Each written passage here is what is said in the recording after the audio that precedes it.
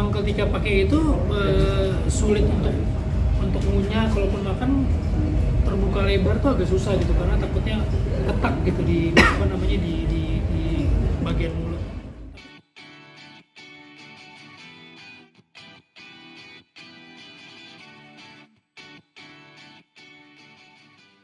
Sebenarnya Buya Hamka itu memang seorang tokoh yang komplit ya.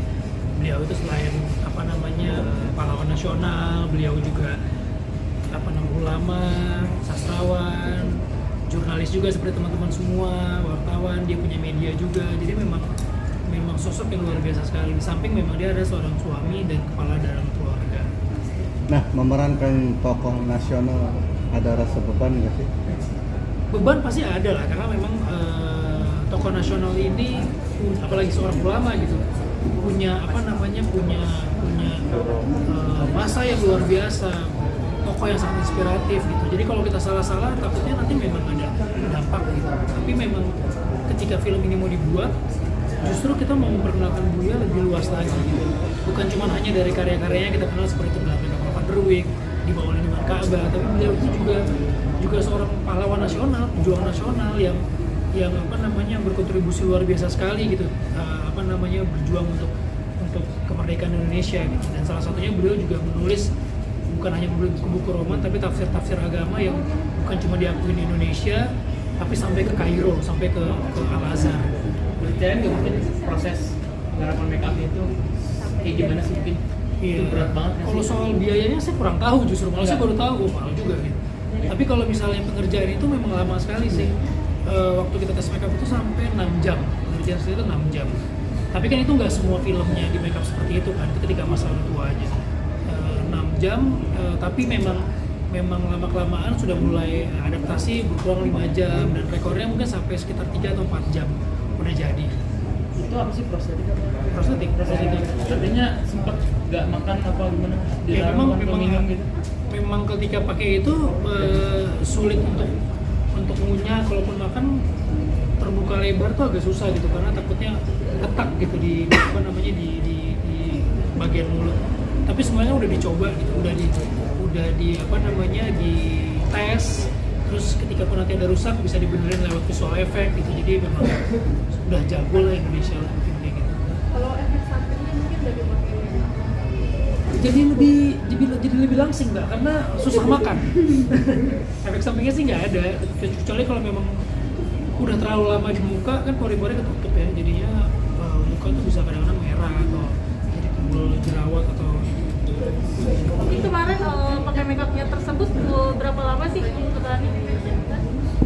makeupnya itu totalnya 6 jam, tapi lama-lama karena udah berkali-kali dicoba jadi sudah mulai adaptasi jadi 5 jam paling banyak, paling sebentar itu sekitar 3 atau 4 jam. Lama penggunaannya mungkin berapa sih?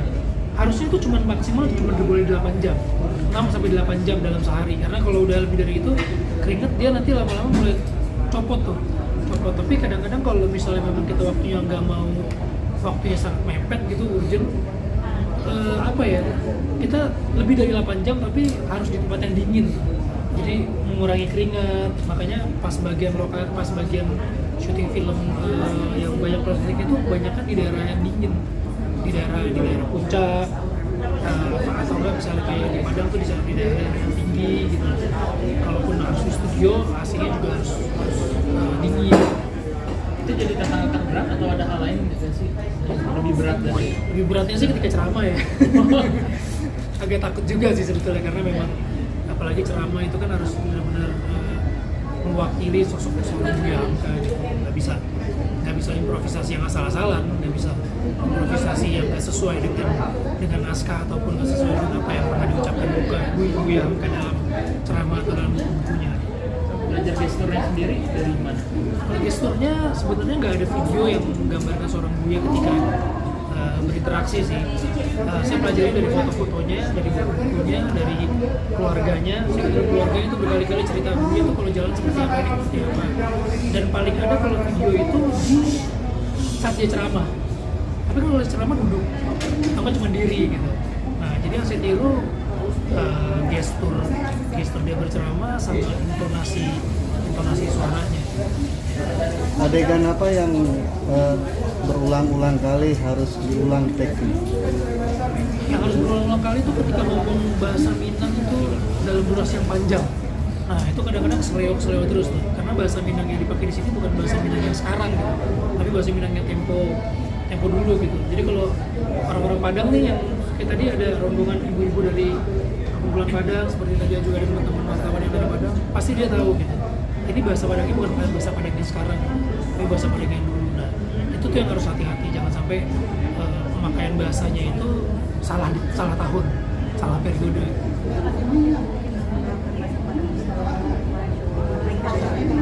Iya. Maksudnya? Bahasa Padang asing gitu. Oh iya, kalau waktu dulu sih sebenarnya saya emang bapak saya ada dari Padang gitu. Cuman karena memang bahasa Padang tidak digunakan sehari-hari dalam rumah, jadi saya lebih ngerti kalau orang ngomong Padang saya tahu, tapi kalau saya suruh ngomong Padang tuh agak sulit gitu. Cuman memang untuk ketika pas kemarin syuting Buya Hamka kita ada coach yang ngajarin bahasa Minang hampir 2 bulan latihan, tapi kan sebatas apa yang ada di skrip gitu. Jadi saya memperdalam bahasanya itu yang ada di skrip. Nah, dari situ kita bawa ke lapangan, kebetulan syutingnya banyak di Padang. Kalau ada orang Padang yang tua-tua datang, kalau ada yang salah-salah dibenerin sama mereka gitu. Oh ini harusnya kayak gini, ini harusnya kayak gini. Atau enggak, kata ini dulu belum ada, nggak pernah dipakai nih dalam bahasa Padang lama. Keluar nanti kan ada film nasional. Iya. Sebagai aktor dan memaknai hari film. Iya sebenarnya Hari Film Nasional itu memang harus diisi dengan karya sih, dengan karya yang terus semakin baik dan berhubungan dengan Hari Film Nasional tahun ini kita juga merilis film Buya Hamka gitu, jadinya sebuah momen yang pas gitu bahwa tahun ini kita punya lagi nih satu film Indonesia yang mungkin punya gizi yang banyak gitu untuk para penonton, bukan cuma tentang tokoh nasional, pahlawan nasional, tapi juga sosok yang secara seni pun, secara budaya pun, secara sastra pun itu sangat berpengaruh di Indonesia dengan karya-karya beliau. Ada Van der Beek yang sudah pernah difilmkan, di bawah lindungan Kaabah sudah pernah difilmkan, tapi orang lupa gitu siapa sih sebenarnya sebenarnya membuat cerita itu siapa gitu. Seolah-olah kita diingatkan kembali bahwa ada loh tokoh sehebat Buya Hamka. Yang menarik yang digunakan kostum saat ini apa?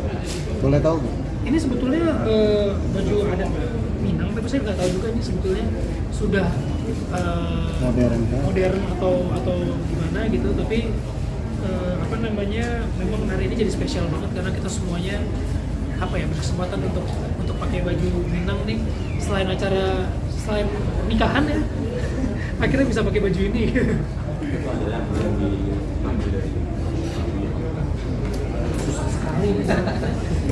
Sebenarnya keteladanan yang saya dapat ya, paling nggak saya gitu. Buya Hamka itu tidak pernah merasa bahwa dirinya adalah yang terbaik atau yang paling tahu tentang segala hal. Jadi ketika dia melakukan ceramah atau melakukan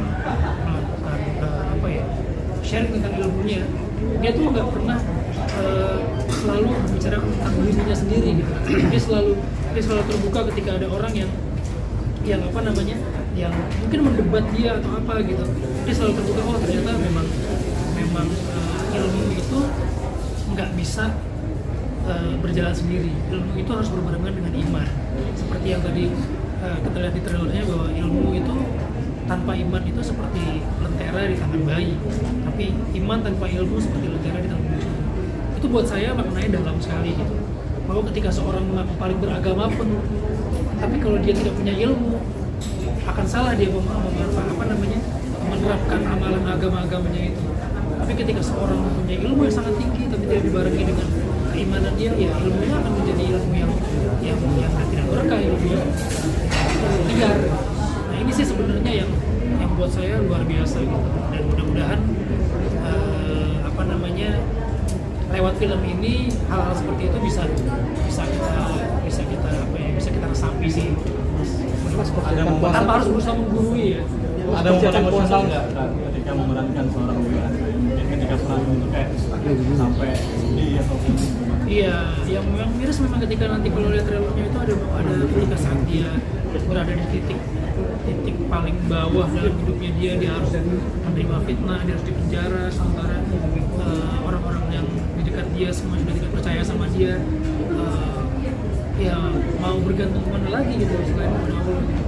Nah itu sih sebenarnya momen yang krusial gitu dalam film ini sebenarnya, karena momen-momen itu juga berhubungan dengan politik mungkin, dengan versi pandangan cerita-cerita yang lain yang bertebaran. Nah, tapi mudah-mudahan lewat film ini bisa mengklarifikasi semua itu. Dan mudah-mudahan film ini bukan menjadi ajang ceramah sih. Film Buya Hamka ini walaupun dia seorang ulama tapi bukan film ceramah sih, bukan film yang menggurui penontonnya gitu. Justru film ini menggurui Buya Hamka sendiri, kasih tahu bahwa seorang Buya Hamka itu pun banyak salah. Buya Hamka itu pernah salah. Buya Hamka itu tidak pernah belajar hanya dengan pada seorang guru gitu.